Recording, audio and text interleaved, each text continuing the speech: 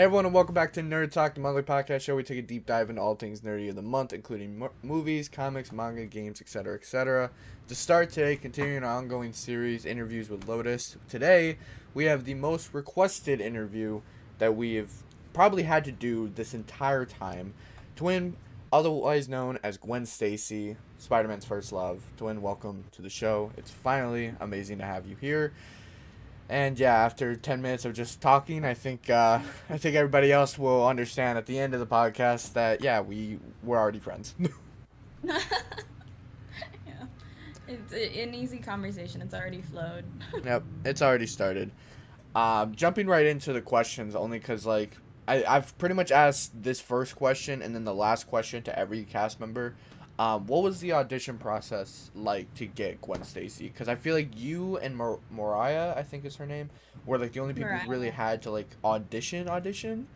When I talked to Warden and when I talked to Max, they both said like, oh, he pretty much just picked me. I was like, oh, well, okay. So what was the audition like for you? Well, for me, so I'm a big comics fan.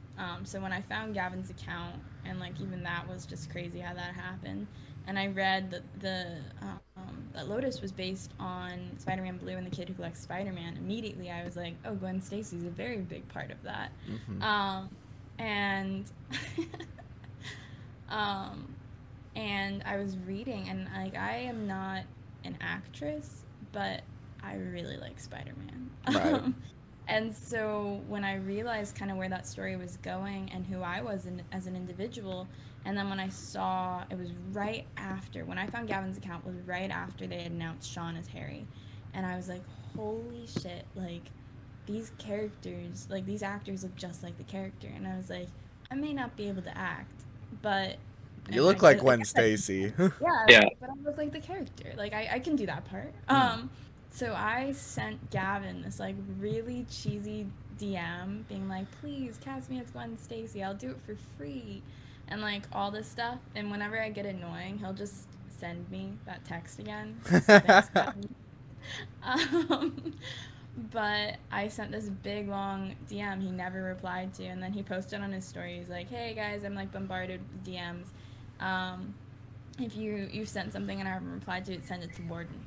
So then I sent it to Warden, and Warden just kind of was like, yeah, we're gonna have auditions in like 2 weeks. So I had a little bit of a heads up in that regard. Right. And so I bought myself a little tripod, a ring light, and a mic. And I was like, I can You were dedicated to this.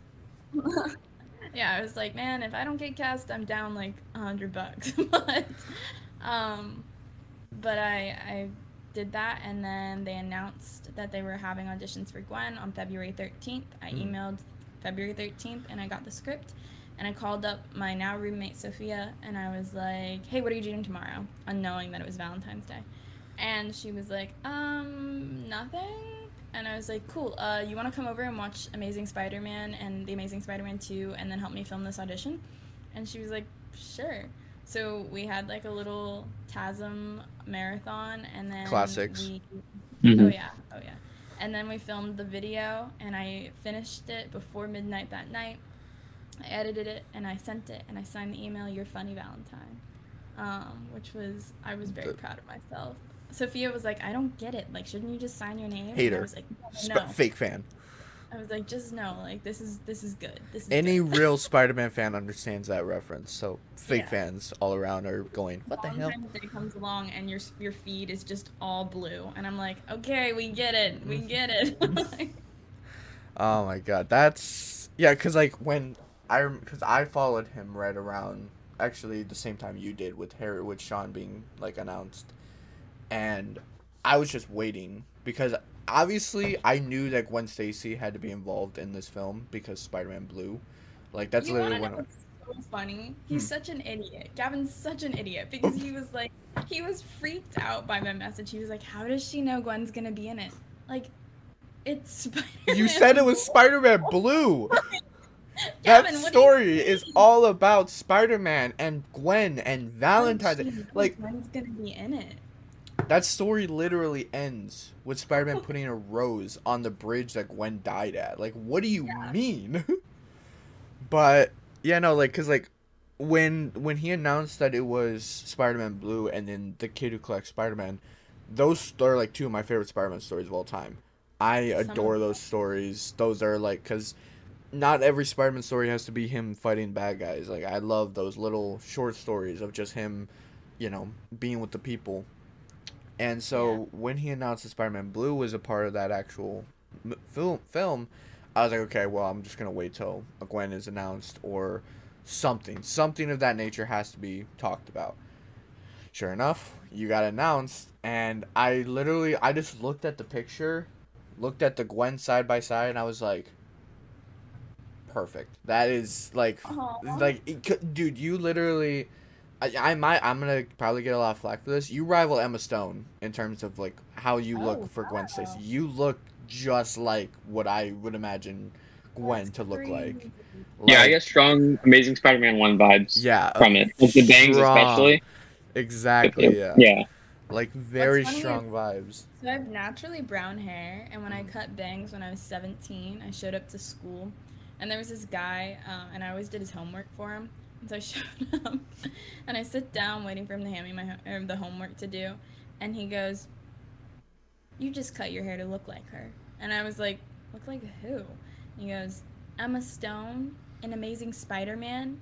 And I was so flattered. I was like, "No, it was a different mental breakdown, but Oh. thank you for thinking of her." No, it was a different mental situation. Thank you very much. Yeah. I Bangs love are that.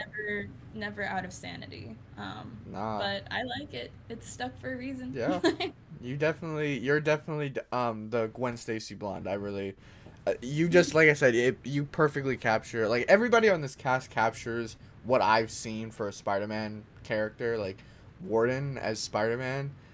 When I talked to him, like even after the podcast, I was like, dude, they could not have found a better person. Like you scream Peter Parker, and it's kind of creepy. Um, It's crazy. Sean worries me. I love that man to death, but he worries the hell out of me because he got so deep into this character for this movie. I was Mm. like, dude, like it's okay to just act. You don't have to actually literally become Harry Osborn. Like, bro, calm down.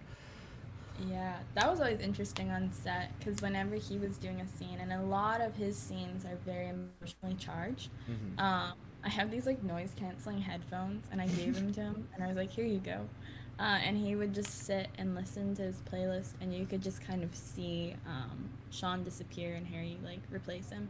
Hmm. But because of that, it was like, "Don't talk to Sean," like he's getting ready for his scene, and it was definitely like. Um, I got teased a lot for this, but I'm very much the person that will go up and be like, "Hey, are you okay?" Right. So that's not a situation where you can check in on someone because they're very much not okay, and Mhm. that's where they need to be. Right. Um, that was difficult to see, like watch someone purposefully go to that place. I'm the It, same way, it's so it's just like it's very like you know like it's kind of out of body in a way because it's just like you want to go ask if they're okay, but you're like, oh, you're trying to be this way. You're trying to look like you are going to kill somebody. Okay, so I like, wish you could like explain some of the scenes that we did mhm, and stuff because there were other things like because when I wasn't filming, I was still there, right. which is just weird. No, it's not. You're a Like part of I'm the on film. set. Like, just be on Well, no, but set. it's like I was just chilling, and there were Exactly. days where they were like, "Tuin, everyone needs to like be upset, and you're not allowed to be here. Like, stop checking out on people." And they would just like lock me in a room, and I would just sit there for hours. Like I can hear Stop like being the joy of the film, dude. Like, um, I mean, hey, I'm Gwen Stacy. I'm the glue, right? Like, I'm yeah, supposed to check in on everyone. yeah, that's true. But it was really funny how, like, there was one night in particular, they just locked me in a bedroom, and I just sat Oh my there god. all night. It was an all-night shoot. I got put in there around, like, 11 midnight, and then I did till 7. Like, I Bro. just sat Wow. there. Jesus Christ. Out of like out of context, that sounds terrible. That literally sounds It horrible was out of so weird context. because like I could hear the scene happening. And so like I'm like dozing off, but then people like would come back in and check on me and have conversations. So I never fell asleep because it was like every 15 minutes like Eunice is in there, and then Sean's in there, and then Warden's in there, and like it was just like, guys, Fucking like, Eunice. if you're gonna lock me in here, let me sleep. Like, Fucking Eunice. No. but I could hear the scene going on, and like I wrote some stuff down just from it because it was so strange, and it's such a good scene. So just to kind of even be there in any capacity was super, super cool. Right. You know, cause like Gwen Stacy, obviously like a very pivotal character within like the Spider-Man mythos. You know, to what extent, obviously without spoiling anything, would you say your character has made an impact in this film? Like, how much, you know, is she just like kind of like in the back thought of Peter's mind, or is she like everything he does, she's there kind of thing? I don't know how well I could answer that question, and I don't know how much I'm allowed to say. Right. Because I know that typically, like on live, when Gavin gets asked about anything regarding Gwen, he's just like, well, she's in it. Yeah, like that's like this. That was one of the things I think why people were requesting this freaking podcast so much, because it's just like, if Gavin's not gonna answer it, like nobody knows anything about Gwen, like I will say I was surprised to be shooting as much as I was. Originally, I was told that I was only going to be shooting for 2 weeks. Right. That didn't happen. That didn't happen. Yeah, I ended up shooting for a lot longer. And I think the more funding we ended up receiving, the more ideas Gavin was able to bring to light. Right.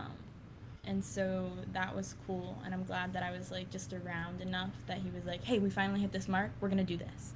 And I'd be like, okay, let's do this. But I mean, I don't have a huge role like acting wise in the movie, but I won't discredit the impact of Gwen Stacy as a character throughout this story.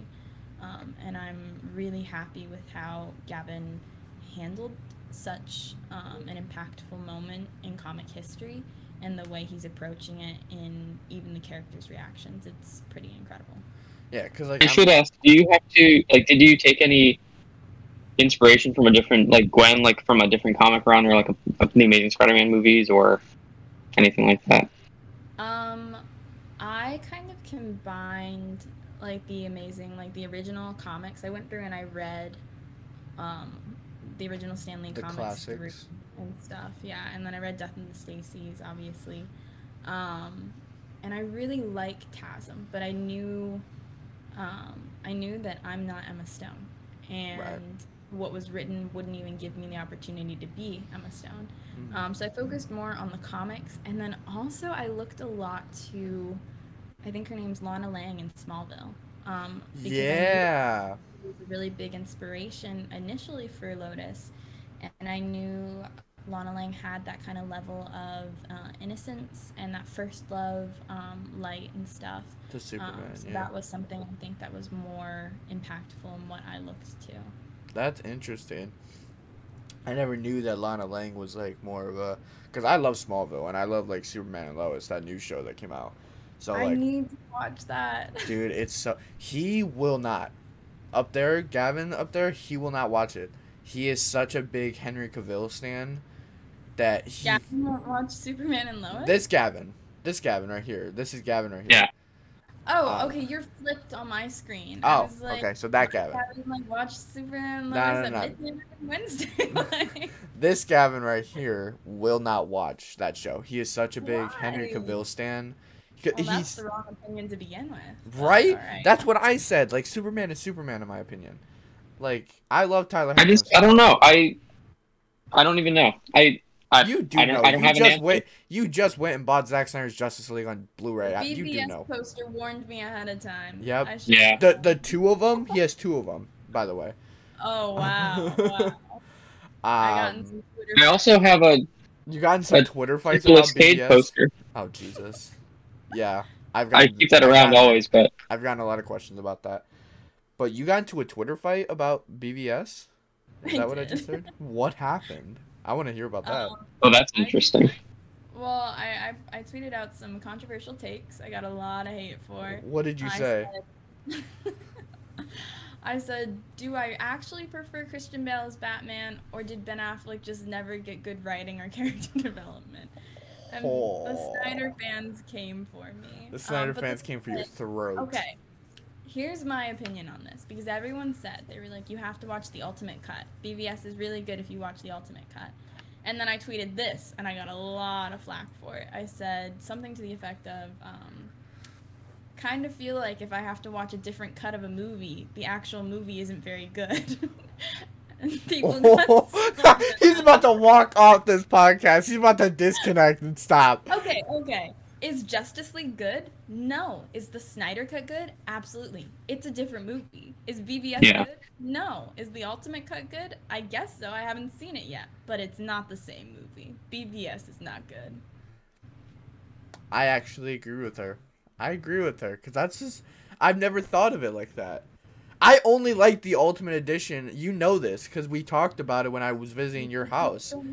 I only like the Ultimate Edition of Batman v Superman. And obviously, I don't like the Whedon cut of Justice League. You know? That's a good point. I'm a Tyler Hoechlin Superman stan all the way. I'm glad that you do. Yeah, I'm a Tyler Hoechlin Superman fan all the way. So, like, that's my boy. Teen Wolf, once again, represent, like, classic. I'll call it Dylan. Oh, my God. If I could... Camera, can you not die on me, please? Thank you. If I could get Dylan O'Brien on this damn show, I wouldn't even be able to freaking... I wouldn't even be able to make questions. I wouldn't be able to talk. I'd just be like... like, I'd just die. That was like... I spent the entire time trying to get him in contact with you. Huh? What? I'd, like, spend the entire time if we ever got him on, which is very doubtful. But if we did, I'd try to, like, get him into contact with you somehow. Oh. And, like, trying to move him in that direction, see if it would work. Be like, hey, she's in New York, man. Hit her up. I mean, Jesus. I go to the Brooklyn Bridge a lot, hoping to run into him again. Okay, yeah. Like, that's the only reason why you go there. That sounds so bad. Oh, well, yeah, I guess that's at the end now. Yeah. No, I go to the Bridge a lot when I'm sad. There's a lot of good memories, all that. You're going to hear it in the end, guys. Yep. All the stuff that we talked about prior. Please don't fuck me there. Jesus. Okay, so if you had the opportunity to play any character from Marvel or DC, since we just got off DC topics, who would it be and why? Artemis Croc, 100%. Ooh, that was fast. Everybody had to think about their answer. Okay. No, this is something I've thought about.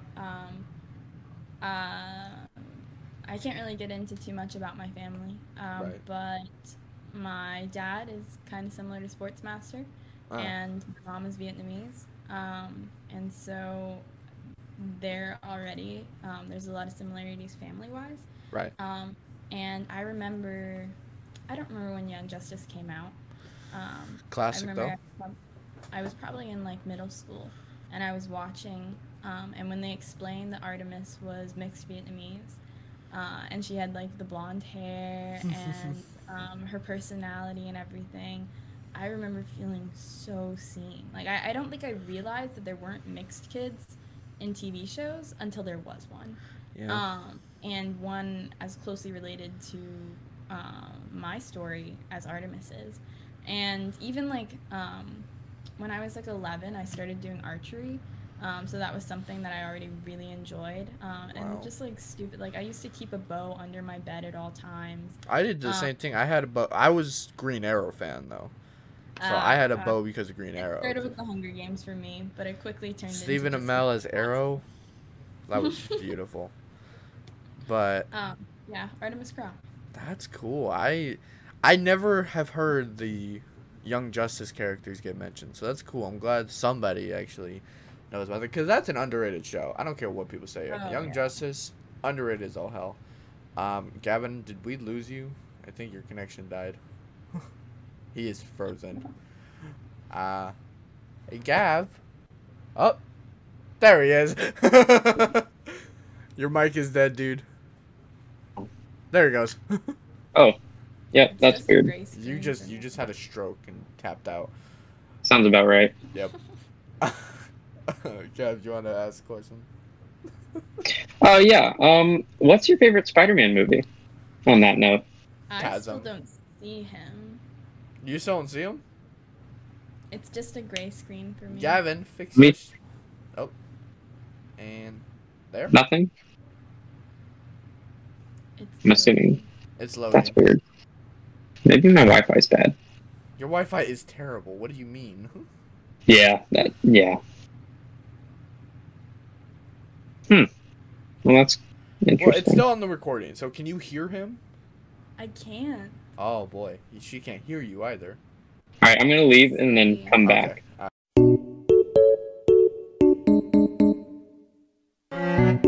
Okay, I can see him again. Okay. Alright, so to everybody watching, this was probably the most random jump cut ever. But, yeah, that was a load of technical difficulties. Anyways. My bad. Yeah, Gavin, you're full. Alright, ask her your question now. Yeah. What's your favorite Spider-Man movie? TASM. Yeah! I called it. I was gonna write it down and then, like... Yeah. Yes. My favorite's TASM. The best Spider-Man movie, though, is Spider-Man 2. It's not my favorite, but it is the best. Good answer. Betrayal. Fucking betrayal. I'm an Andrew Stan all the way. That's my favorite Spider-Man, so that's betrayal. Same. I think he's the best Spider-Man. Thank you. But I think story-wise, Spider-Man 2. Story-wise, yes, Spider-Man 2 is great. I don't like Baby Maguire. He cries way too much in that movie, and he is the world's ugliest crier. So, I don't like him in that movie. He's a great Spider-Man, or he's a great Peter Parker. Not so great Spider-Man, in my opinion. But Andrew Garfield is, like, perfect. I love that man. I love that man so much. Andrew, if you're watching this, come on here. That'd be nice. Or don't, because I'd probably literally die. But, okay. So, yeah, sorry for ripping on Toby there, Gavin. That's his personal favorite, so I just kind of made one. Andrew's my second. I just do not like Tom in the slightest. Tom Holland, so... That's fair. I like Tom Holland. I like all Spider-Man, I'll be honest. I like all of them. Even though Baby Maguire is down low, I like all of them. I even like Nicholas Hamilton. Like, I can go that route. I like all the Spider-Men. I don't know, man. I don't know. You know, okay, what is wrong with Tom Holland? What is wrong with Tom Holland? Why is he still a child? Why does he make his voice go up an octave every time he's Spider-Man? And why does he need a... actually, we shouldn't get into this. No. We'll get into this. Let's get into this. Because to be fair to Tom Holland's record, that is not his, like, that's not him doing that to his voice. That is actually how he talks. Go watch Cherry. Alright, that is how he talks. Yes, that is how he talks. Then don't. Don't act like, what do you mean? No, like, he does, like... He's done an American accent in interviews before, and someone even commented, they were like, why does he talk so high as Peter Parker but not use an American accent in interviews? Like, it doesn't make sense. And I think someone also made a really good point I saw recently. It was like, if Charlie Rowe had been cast as the MCU's Peter Parker, I think they would have taken it in an entirely different direction, and it wouldn't be so childish, and you wouldn't see him under the shadow of other mentor figures so often. Well, like, because, like, the only reason why Tom Holland got cast... Oh, sorry. Go ahead. Oh, no, you're good. I think the whole point of Spider-Man is that he is an individual, and he makes his own mistakes, and he makes up for it. Like, if it was all about him under a authority figure, Uncle Ben wouldn't have died. Right. Like, it doesn't make any sense to me. No, I get it. You know, with Tom Holland and his whole storyline... The only reason why Tom Holland was cast, I want to make that very clear, was because Sony wanted him. Sony was kind of the final decision for the MCU Spider-Man, because obviously they still own the rights to Spider-Man. So when it came to casting Spider-Man, I think it was between him and somebody else, and Sony won out by picking Tom Holland. In terms of his... Yeah, in terms of his story... In terms of his story, I think personally that he needs to have his own solo, like, film. Like, I'm hoping we get some recognition with that with No Way Home, which is ironic considering the scale of that movie that's coming. But I really hope that he, huh? I think it's too late. I think this version of Spider-Man has been established. To try and go back to what the comics are. Well, that's the thing though, is that they can do that. They can do that with this next film, because if you obviously saw the Far From Home trailer, because I saw your Instagram post. If they do what they're thinking about doing, which is wiping everybody's memory of him being Spider-Man, nobody's not gonna know who he is. Nobody's gonna know who Spider-Man is, you know, because that's gonna be affecting everybody. That's not just gonna affect his close friends or loved ones. That's affecting everyone. So, but I don't think you're gonna see as fundamental a change in his character. Like, that's a lot to happen in a movie, to make everyone forget who you are, and then like also change who you are fundamentally. It doesn't even, like, where's the moral in that? You know, like, crazier stuff has happened though in the MCU. I never thought I'd see a day where the Guardians of the Galaxy would even get a film, and yeah, here we are. So, I don't even like those films.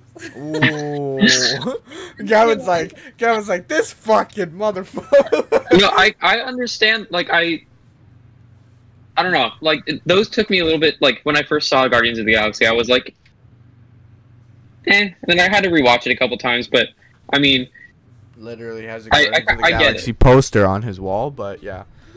That's a whole different story. But yeah. I actually liked it when I saw it initially, but I don't like the impact the Guardians had on the MCU and the direction it forced Phase 4 to go in. Yeah. Like Ragnarok, I don't like. It was kind of just set in stone stuff. as soon as those movies came out that the Avengers had to meet them. Well, the massive success of Guardians, after such a shift in tone and voice in the movies, like, obviously Guardians is so different from any Marvel movie we have otherwise. Right. So when they saw that success, they were like, oh, let's do more of that.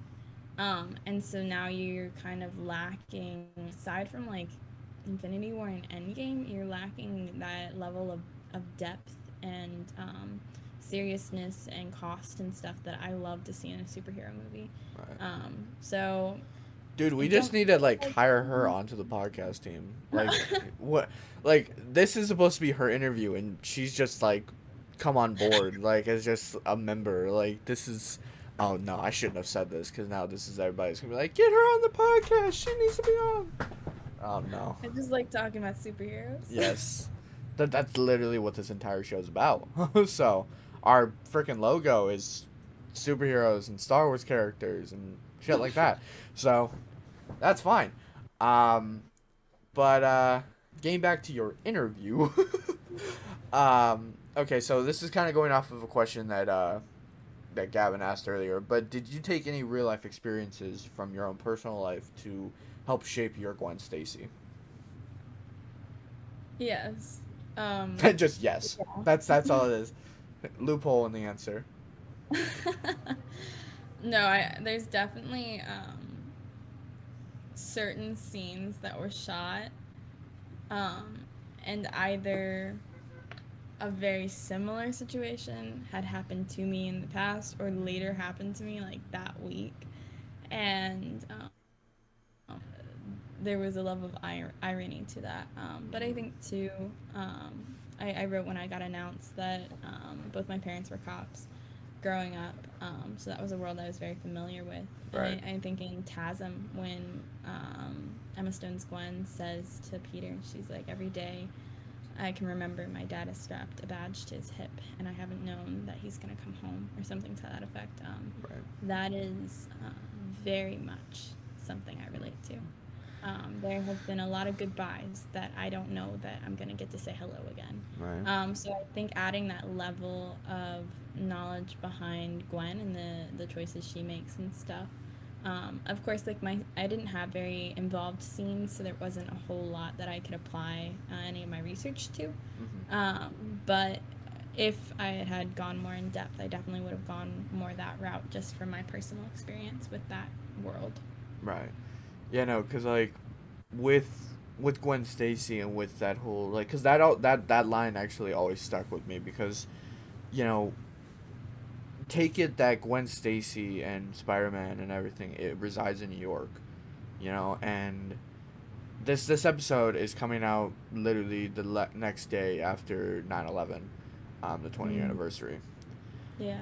So thinking, like, you know, about those police officers, especially when it comes to Spider-Man, and like how that idea of like saying goodbye could be the last time, it was very eerie hearing that line and then thinking about just how much of a scale that line really means.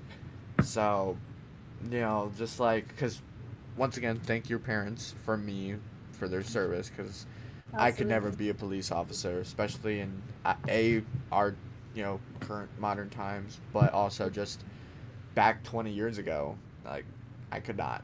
I could never do that. That takes a lot of guts, and I could never pull that. Interesting. But even going on what you just said. Oh yeah, the Black issue. I have that issue on my shelf too, because I love that. That's one of my favorite comic series ever. It was like the Black That was issue. the first comic I ever bought. Really? Yeah, Wow. for the collection. I didn't know you're supposed to haggle or anything. I got it at Baltimore Comic-Con, and he was like, yeah, I mean, it's special because this, and I was so new to collecting. I was like, yeah, I'll take it. And he was like, yeah, so 75 or whatever it was at the time. It may have been 65. I was like, okay. Oh yeah, you could have heckled him down to like 40. I could have. He stopped. He was like, are you sure? Like, you don't want to argue with me? And I was like, yeah, no, can I just have the comic? Yeah, like, oh, because like I'll grab them later, but like I have like the whole entire Infinity War, like actual run. It's like a certified graded version, because it was my father's from back in like, you know, the 80s, because he collected all those back then, and like all this stuff. And I remember going to the Comic-Con here in Michigan, in Detroit, and this one guy, he wanted to sell me the actually, it was the version of the Spider-Man comic where the little boy is imagining Spider-Man and imagining Spider-Man to be his friend, and then at the end of the issue, Spider-Man pulls off his mask and it's actually an African-American man, and the boy is like thinking, because he thinks Spider-Man is just like him. It was that comic. And the guy wanted $100 for it, and I was like, I'm not paying $100 for this comic, dude. Not when I can read it online. No. And he was like, okay, how about 75? I was like, still way too high. Not doing 75. And we just kept going back and forth. I got it down for $30. So.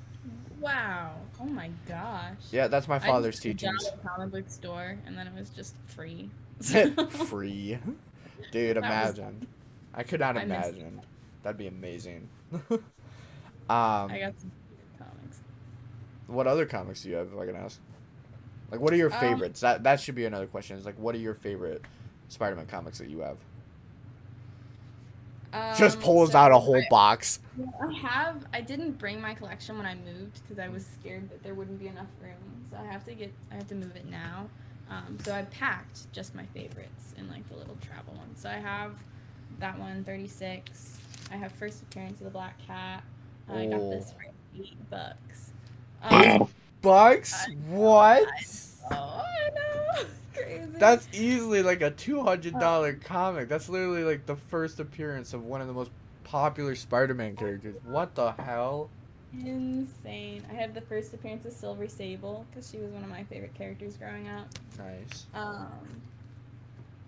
And then I just have a lot of like variants. I think other like cool comics that I have are the ones I got at the comic book store I worked at, and I got these for free.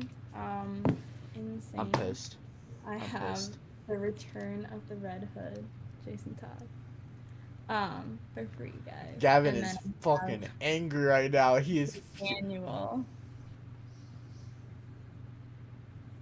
Look at her.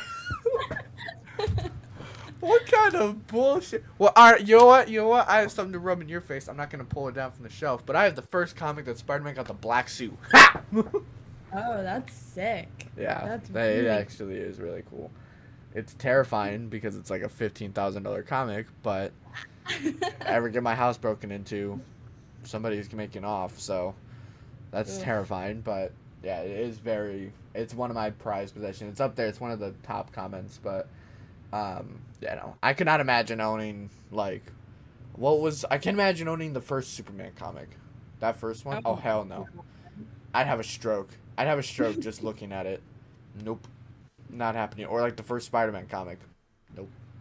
Like the actual like I no. know a guy who has it. Amazing Fantasy. Okay, we're gonna end the episode there. No. I What? know. He doesn't even collect comics. His like uncle. How did he get it? His uncle gave it to him, and I was like, "What?" So your uncle just gave you good $250,000. Yeah, be happy. Yeah. I was like, "So when can I see it? When can I have it?" You know. What? And he was like, "I don't know." Can I inherit it at your death? And can that death be soon? Like, Shocked. Jesus. Oh my God, that's nuts. Holy. I was like, "Yeah, it's probably like one of the reprints," and he's like, "No, it's not. It's actually like mint pristine original." condition. And I was like, "I don't want to be your friend anymore." I don't want to be friends with you. I don't want to be friends with you. Jesus, that pains me. That pains the hell out of me. I would kill to own that. Literally, like, oh. I'd take that over anything. I'd take that over our friendship, Gavin. No, I'm kidding. I mean, me too. Let's be honest. Yeah, I mean, yeah, that's fair. That's fair. Like, that's very fair. Okay, so one of Gavin, I don't know, do you have any more questions to ask real quick? Yeah, I was. Did you know any of the cast before the auditions, and if not, how close did you guys get? I didn't know any of the cast originally. The only person I really messaged beforehand was Gavin, and I just gave him a lot of crap from the beginning.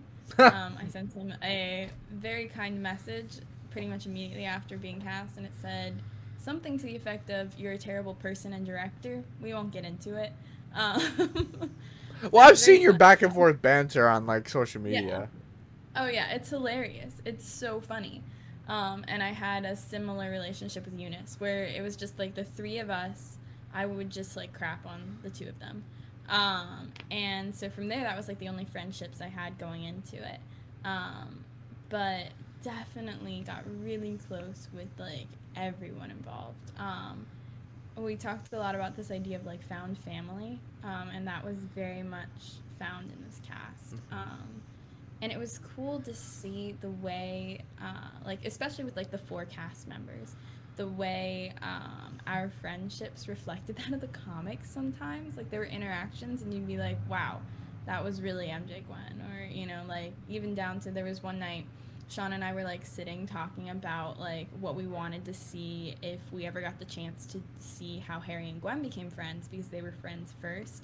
And it was just, it was funny.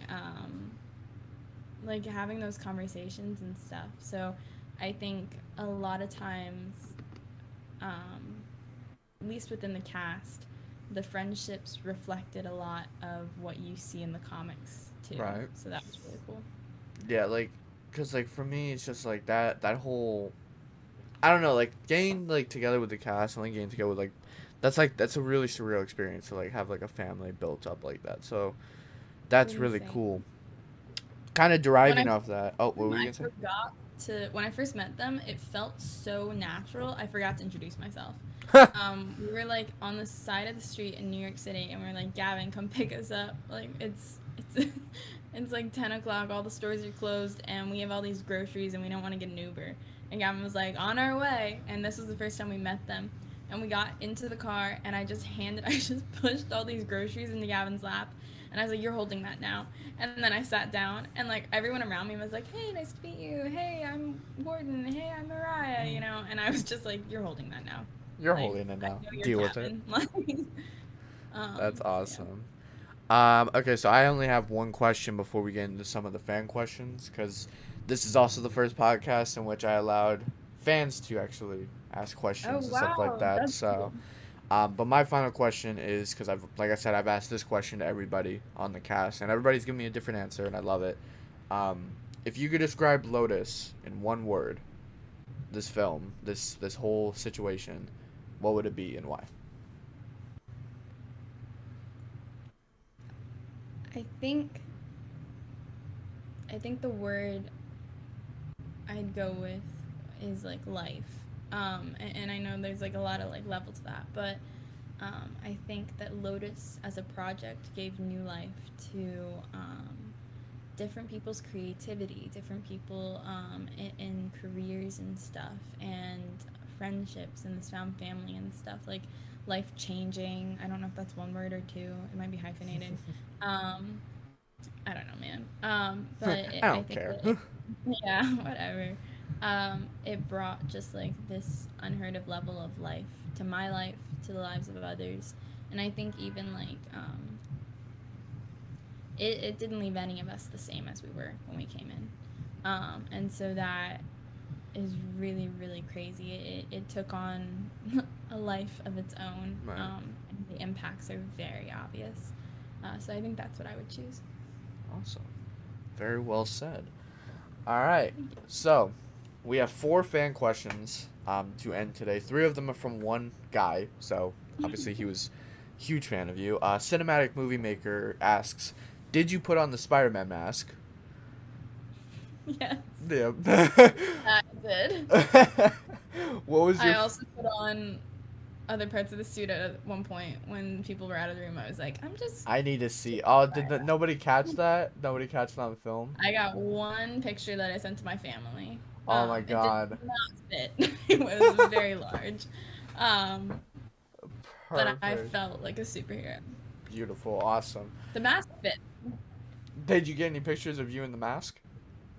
Yeah, I have pictures of me in the mask. I have pictures of me and in the mask with Warden. I need to see these. I want to see these. Those are awesome. Those are so It was good. at like 3 a.m. I looked so tired. But yeah, I did put on the mask. That's awesome. Okay, another one that he had was, what was your favorite part about filming in New York? Oh, I mean, I guess I live here now, so like a lot. The whole thing. I fell in love. Just... I think the proximity to everything is really nice, and I love going on adventures. I cannot stay still for the life of me. Right. And I like just going on walks, and so I think being able to just go downstairs and go somewhere, and always like something was happening. I really enjoyed that. Yeah, obviously I fell in love with the city, so here we are. Where were you from originally, if I can ask? DC. Oh, wow. The Virginia side of Washington, DC. Gotcha. All right, that's cool. And then his final question, I think we kind of touched up on it a little bit, but what is your favorite Spider-Man comic? Favorite individual comic? Yes, favorite individual comic. Probably gonna have to go with like the Peter Gwen fan in me, picking Web Spinners number 12. I think it is the one with the like dream sequence. Nice. That one's super cool. I finally have somebody that like actually reads comics besides you, Gavin, to like talk to about comics. It's nice. Mm-hmm. 'Cause everybody like says they read comics and then they have no idea what they're talking about, and it's just like, you don't read comics, do you? It's annoying. It's always sad. It's like I could go into such detail about like the whole entire Secret Wars comic run and not even realize I'm doing it. Okay, so then we have one final question from Henry and Camera. What is your best acting and filmmaking advice you can offer? Oh, that's a really good question. I think from someone coming so far outside of this world, I think it gave me a lot of opportunities to see the differences in it and where there's faults and stuff. For example, one thing on set that I made a point to do that later I was told was not normal at all is if I had an idea of where I thought something could be better, I said it. And I was like, hey, what if we did it this way in reference to this particular comic or this storyline or whatever? Like, I like what you've written here, but I think you could add even more depth by saying this. And later, some other girls who were on set, Leah and Nora, they said to me later, they were like, that's really impressive that you, like, just said what you were thinking. Because, like, typically you just sit there and you do what you're told. Right. So I think don't be afraid, and, like, when you're in the room, to be in the room. And then in regards to, like, acting, I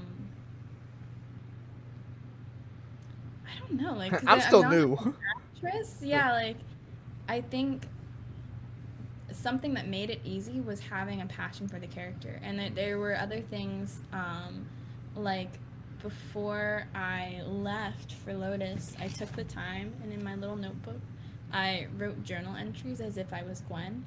Oh, that's cool. So I really got into her head, like in regards to the scenes we were filming, trying to get into her head and why she was reacting the way she was, what was motivating those decisions and such. And so I think when it comes to a character, don't be afraid to really get to know that character, because once you know why every word was chosen, I think it's easier to be the character. Like, even down to, there's one line. Where'd he go? There's Alright, just keep going. It's fine. oh, there's a line. There he is. Gavin! I got. Fix your camera, dude. She was in the middle of a sentimental moment. I know, like the entire thing just like froze out of nowhere. God. It was continue. Well, anyway, there's a line in the script where Gwen starts off by saying "anyways," and I was like, I'm gonna say anyway, not anyways. And Gavin was like, why? And I was like, because it's grammatically correct, and Gwen Stacy would speak grammatically correct. So I think just like making the little differences and being aware of like, would your character actually do that? Gavin's like, fuck, I casted a nerd as Gwen. I know, Gavin had no idea. I remember they're like, this is great, but what if we... He's like, what if I fired you? I like that, like, I still text him things where I'm like, we should do this. What if we did this? Like, hey, you're editing right now. So you remember this scene? He's like, I'm about to cut you out of this whole movie. Like, thank God you're dead. Thank God you're dead. Oh my God. Oh my Jesus. Alright. Well, that was awesome. Real quick to kind of wrap up the whole podcast, I just want to say huge congrats to all the success that Spider-Man Lotus has received even before this film has dropped. Like, we still got another, like, what, year before this movie actually even comes out, and it's already received the amount of success. I bought this thing on Blu-ray. Like, I already did a bunch that I could to help support this project. I'm so passionate about this. You guys are amazing. You know, I love every single one of you guys, and yeah, like, it's just been awesome. Huge congrats to you guys. Thank you so much for being on, Gwen. It's been amazing to have you on. Maybe we can have you back on in the future. We have Warden back on for tomorrow. Tomorrow he's coming back on for a part 2 to his episode. So, Oh, that's really cool. yeah, so I'm gonna just make fun of him the entire time. Nah, I can do that now. First time I was, like, the first time I talked to him on podcast was the first time I actually ever met him. So, but then afterwards, we just got texting afterwards, so now I just make fun of him whenever I can. So, that's our friendship. But, you know, thank you so much for being on. It was great to have you on. And, guys, go check out Spider-Man Lotus, and also go follow Twin and her socials. I'll leave a link in the description down below. But, yeah, thank you so much. Thank you. Yeah, it was awesome. It was awesome. Thank you so much. Bye. Bye. All right. That was awesome. She was good. Yeah. Part of this, I don't know if this has started yet. I probably shouldn't. Yeah, no, you're good. I just started, so just go. Okay. This will be at the end. Everything before the intro goes at the end of the podcast. Okay. Yeah, I mean, it's just been really weird. When I first got cast, I had 400 followers on Instagram, and I had no followers on Twitter. I now have almost 6,000 followers on Instagram and over 2,000 followers on Twitter. Oh. The 2,000 on Twitter I'm actually really proud of, because not everyone who follows me on Twitter knows who I am. Like, people will make jokes, and then they're like, who the frick is this chick? And then they click on my account and they figure out, like, why I'm involved in comics online. But dude, to have a platform blow up like that, and like, it's weird. It's weird because, like, even down to, like, I shouldn't share this kind of stuff because it's funny, and it might come back and bite me in the butt, but I used to run a Spider-Man fan account when I was, like, from 14 to 17. So from 2014 to 2017, I was 14 to 17 in those years. Right. So like I've been on the other side of it. Like I know what it's like to be a fan, and I know what it's like to follow the accounts and stuff. And it's really weird being on the other side of it. Like it's Are those accounts when still I up first, or? no. I was about to One say of we got people about to try and one find of those them accounts. One of them is, yeah, that's why my Discord is the username it is because that's from that era. And it's like, I don't have the heart to change it. Like, 14-year-old Tune was the spectacular spider fan. Yes. All right. um, All right. I'm gonna start the intro here in a minute. That's awesome. I actually I had one account, the only account I ever had for like anything like fan dedicated, and it was the show Gotham by chance. yes, Gotham I is had a so fan account for Gotham. I made edits on there. I rightly posted pictures so. on there. Oh, I've had fan accounts for so much, like, crap. Like, I'm they're a also lot not to sure if I'm handle. allowed to curse. Am I allowed Oh to curse? no, I had a you're allowed studio to fucking curse. account. I had Spider-Man. I did Hunger Games. I did The Outer Banks. So that's like way Wow. too recent to address because that was that show just came out last year. But yeah, I'm very So you involved were updated in on an it. account. Oh yeah, oh yeah. Twins. Oh, and I had specifically a Fitzsimmons fan account from the Agents of S.H.I.E.L.D. Wow. Twin's gonna secretly have a freaking Spider-Man Lotus fan account. She's just gonna be posting Spider-Man Lotus stuff. That would be so funny. We would make jokes about that on set because there's this one account we won't name, but they would like post edits a lot, and we would always like try to guess who it was in the cast. We're like, oh, it's Eunice. Like obviously that's Eunice, or oh, it's Sean, or that's why he keeps disappearing and that kind of stuff. So it would like rotate through who we thought was running the fan account. But it was really funny. That's awesome. We'll get to Eunice in a little bit because I have a few Oh, questions. dear. I have a few questions about that, man. Well, like, okay, so like I've been following Eunice since 2014. I was a huge fan of Crazy. Eunice. Yeah, I That was a man was huge. child. I know. Still is, I'm pretty sure. Like I was a huge fan of Eunice back in the day, and I still am. I still follow and like and everything, but like now it's just become like because of this cast and because of this film, I've just been like, what can I do to make fun of this man, and like make it so that he knows that I'm making fun of him. So like I'll join like Warden's stream or something like that while he's like with Eunice back when you guys were filming, and like just say, hey, just let Eunice know he's short. Just for me. Or I would text Warden and be like, hey, let Eunice know he doesn't look good with glasses. Or like something, just something little tacky shit. Nothing out, everything is like, not, I'm not trying to bully him or anything. It was just all for good humor. But I don't know. I want to get that man on here. I text Eunice and Gavin, fuck you, at least once a day. I'm pretty sure. Yes. That's a pretty common text. Yes. I want to get Eunice on the show and just have like a 15-minute roast battle with me and him. The most recent text I have between Eunice and I was when I met Dylan O'Brien, and he just said "fuck your entire life," and I just saw that. I saw you post about that. What was that like? This is gonna be the longest ending ever, but I don't care. How was meeting Dylan O'Brien? Because Teen Wolf was like my life. So watching that. Story about that, like. After moving to New York, also, I'm sorry, I get sirens past here all the time. You're in New York, it's fine. Yeah, but after moving to New York, whenever I get sad, and now this is like, I probably shouldn't put this out to the world because then people will try and find me here, but whenever I get sad, I go to the Brooklyn Bridge. Just because we filmed some really cool stuff there. And there's a lot of memories there for me, and then also, I mean, I'm playing Gwen Stacy, so there's this like almost this intimacy to this place now, where like such a famous character and a character that I'm really close to and I value a lot met an end here, and so it's very much mine. So a lot of days after work, or I prefer it at night, but like as a college-age woman, it's just not smart to go alone, so I don't go at night anymore. But I just end up at the Brooklyn Bridge a lot.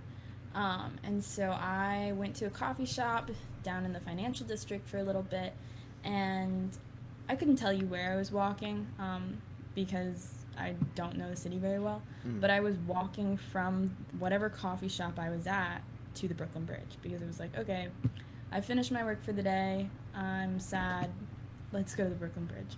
Right. And as I'm walking, I got to this crosswalk, and like New Yorkers do not wait for the crosswalk sign.